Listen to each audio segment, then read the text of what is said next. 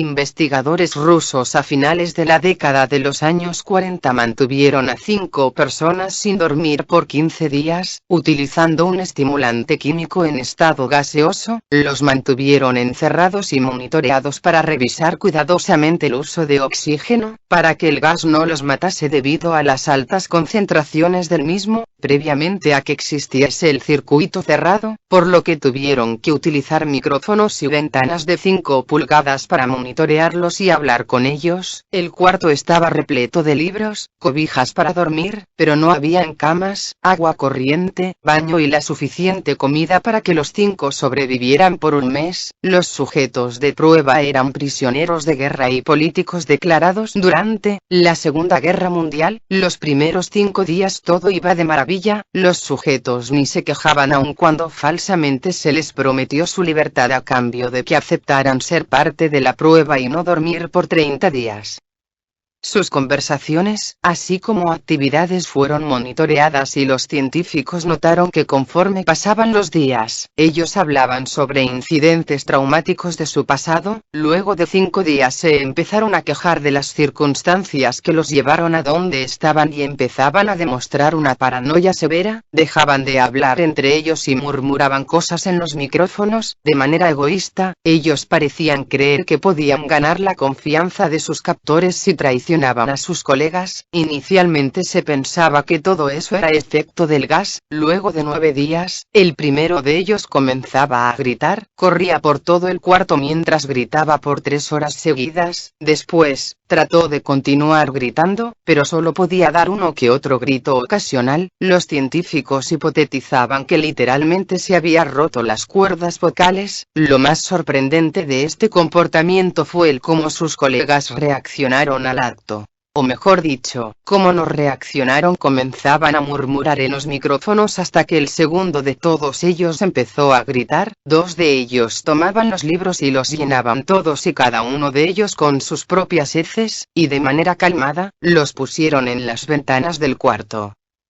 Los gritos cesaron de repente, igualmente que los murmullos de los micrófonos. Pasaron otros 3 días. Los investigadores checaban uno a uno todos los micrófonos, porque pensaban que era imposible no escuchar sonidos con 5 personas en su interior. El consumo de oxígeno debía ser si uno de que ellos estaban vivos, y de hecho, el oxígeno era el necesario para 5 personas que hacen ejercicio de manera extenuante. A la mañana del día 14, los investigadores hicieron algo que iba en contra del experimento. Para llamar la atención de los prisioneros utilizaron el interfón dentro del cuarto esperando obtener respuesta alguna de los presos, pues temían que ya todos estuvieran muertos o en estado vegetal. Avisaron que abrirían el cuarto para probar los micrófonos, les amenazaron que se debían alejar de la puerta y acostarse con las manos en el piso o se les dispararía. En caso de obedecer se le otorgaría la libertad a uno de ellos. Pero para su sorpresa, solo escucharon una frase con voz apacible: "No queremos ser liberados". Después de ello hubo gran debate entre los investigadores y las fuerzas militares que auspiciaban el proyecto. Sin poder generar respuesta negativa con el uso del interfón, fue el día 15 en el cual se decidió abrir el cuarto en la madrugada. Se fumigó el gas del cuarto y se le cambió por aire fresco, e inmediatamente voces de los micrófonos comenzaron a implorar. 3 voces de los micrófonos rogaban por la vida de sus seres queridos y que les pusieran el gas de nuevo. Se abrió el cuarto para sacar a los prisioneros. Gritaron más fuerte que nunca, al igual que los soldados, cuando vieron lo que había en el interior, y es que 4 de los prisioneros permanecían vivos. Las raciones de comida de los últimos 5 días ni siquiera fueron tocadas. Habían costillas y pantorrillas del sujeto que se quedó afónico colocados dentro del drenaje del centro del cuarto, bloqueándolo, permitiendo la acumulación de 4 pulgadas de agua. Los 4 sobrevivientes también tenían pedazos de piel y carne que arrancaron de sus cuerpos. La destrucción de tejidos y la exposición de huesos en la punta de sus dedos indicaba que las heridas habían sido infligidas por las manos y no con los dientes, como era de suponerse. Al revisarlos, se dieron cuenta que la mayoría de las heridas fueron autoinfligidas. En su mayoría, los órganos detrás de las costillas fueron removidos, mientras que el corazón, los pulmones y el diafragma estaban en su lugar. La piel y la mayor parte de los músculos pegados a las costillas fueron amputados, exponiendo a los pulmones. El tracto digestivo de los 4 sujetos podía verse trabajar, digiriendo comida. Rápidamente se dieron cuenta que estaban ingiriendo su propia carne, pues ellos mismos se la arrancaron y se la comieron en el resto de esos días. La mayoría de los soldados que allí se encontraban eran fuerzas militares rusas, pero muchos se negaron a ingresar de nuevo para sacar a los prisioneros. Sin embargo, ellos exigieron que los dejasen adentro, así como que encendieran el gas de nuevo, para evitar el dormirse. Para sorpresa de todos, los sujetos pusieron una resistencia feroz durante la extracción. Un soldado ruso falleció después de que uno de los prisioneros le mordió el cuello, otro fue gravemente herido cuando otro de los prisioneros le mordió la arteria femoral y los testículos. Otros 5 soldados perdieron la vida, si cuentas a aquellos que se suicidaron en las semanas consecuentes al incidente. Durante la lucha, uno de los prisioneros dañó su bazo, sangrando de manera inmediata. Se intentó sedar al individuo pero fue imposible. Se le inyectó más de 10 veces la dosis de morfina y aún así luchó como un animal rodeado, rompiendo las costillas y el brazo de un doctor. Se veía latir su corazón al máximo por 2 minutos completos, mientras se desangraba y continuó gritando por más de 3 minutos, atacando a cualquiera que se le acercase, repitiendo la palabra más una y otra vez, cada vez más débil, hasta que se desmayó. Los 3 sobrevivientes fueron inmovilizados fuertemente y llevados hacia instalaciones médicas, 2 de ellos con cuerdas vocales intactas, y demandaban cada vez más gas para permanecer despiertos. El más lastimado de los 3 fue llevado al único cuarto de cirugía que había en las instalaciones. En el proceso para colocar de nuevo sus órganos en su lugar, se dieron cuenta que el sujeto era completamente inmune a los sedantes. Peleó de manera furiosa cuando el gas anestésico se les estaba acabando. Se necesitó mucha más anestesia de la usual para calmarlo, pero en el momento en que cerró sus ojos, también se detuvo su corazón.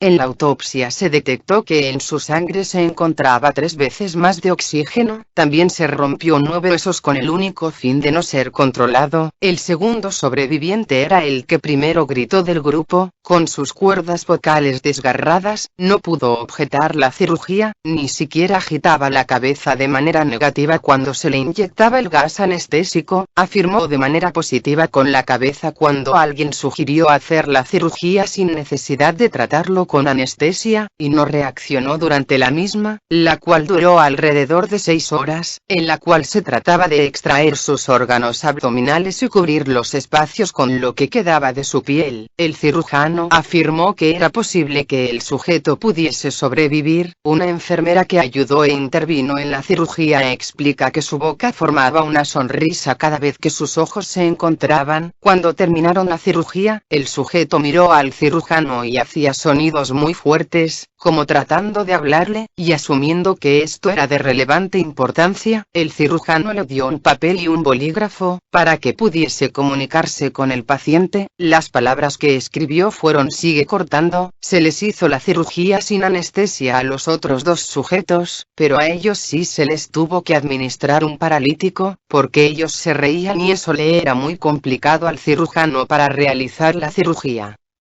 Una vez paralizados tan solo podían comunicarse con sus ojos. Cuando se les permitió hablar de nuevo, pidieron que se les administrase el gas estimulante. Los investigadores querían saber el por qué se lastimaban de esa forma, así como el por qué querían de nuevo el gas. La única respuesta de ellos fue: debo permanecer despierto. Se reforzaron a los 3 sujetos y se devolvieron al cuarto, para esperar su destino. Los investigadores, en contra de lo que opinaban los militares, por haber fallado y fracasado en las metas del proyecto, consideraron dejar en libertad a los prisioneros. El comandante, un ex KGB, vio potencial en el proyecto, y en su lugar decidió ver qué puede pasar si se les administra de nuevo el gas. Los científicos se negaron absolutamente y al final no les quedaba opción que aceptar. En preparaciones para ser encerrados nuevamente en el cuarto, los prisioneros fueron conectados a un monitor y para sorpresa de todos, los tres dejaron de pelear cuando les dijeron que los iban a regresar al gas estimulante, y era obvio que estos tres sujetos hacían todo lo que podían por mantenerse despiertos. Uno de los prisioneros tarareaba una canción, el sujeto mudo peleaba con sus ataduras de piel, como si tratara de enfocarse con algo, el último sujeto mantenía su cabeza en la almohada y parpadeaba de repente, siendo este el primero al que se le hizo el electroencefalograma. La mayoría de los investigadores monitoreaban sus ondas cerebrales de imprevisto, eran normales la mayor parte del tiempo, algunas veces aparecía una línea recta de manera injustificable, como si sufrieran a cada rato una muerte cerebral, y mientras analizaban los datos, una enfermera notó que los ojos de uno de los individuos se cerraron, sus ondas cerebrales cambiaban rápidamente a las de sueño profundo, luego se pusieron rectas, y de manera simultánea su corazón se detuvo. El único sujeto que quedaba y que aún hablaba comenzó a gritar para que fuese encerrado en ese momento, sus líneas rectas indicaban al sujeto que acababa de morir por quedarse dormido. El comandante dio la orden de cerrar el cuarto con los dos prisioneros dentro, junto con 3 científicos. Uno de los 3 rápidamente tomó un arma y abrió fuego en contra del comandante, matándolo de un tiro entre sus ojos, luego apuntó al prisionero mudo y le voló el cerebro, apuntó al prisionero que quedaba vivo a la vez que los investigadores escapaban del cuarto. No me encerrarán con estas cosas, no contigo, gritándole al prisionero que estaba atado al camastro. ¿Qué eres? Necesito saberlo. El prisionero le sonrió. ¿Tan fácil pudiste haberte olvidado de mí? El prisionero preguntó. Somos ustedes. Somos la locura que está encerrada en todos ustedes, rogando por libertad en cada momento de tu vida, desde lo más profundo de tu mente animal. Somos aquello de lo que te escondes en tu cama todas las noches. Somos lo que duermes y silencias y paralizas cuando te vas a tu cielo nocturno, donde no te podemos alcanzar. El investigador hizo una pausa. Apuntó al corazón del prisionero y disparó. El electroencefalograma mostró una línea recta mientras el sujeto débilmente murmuró casi tan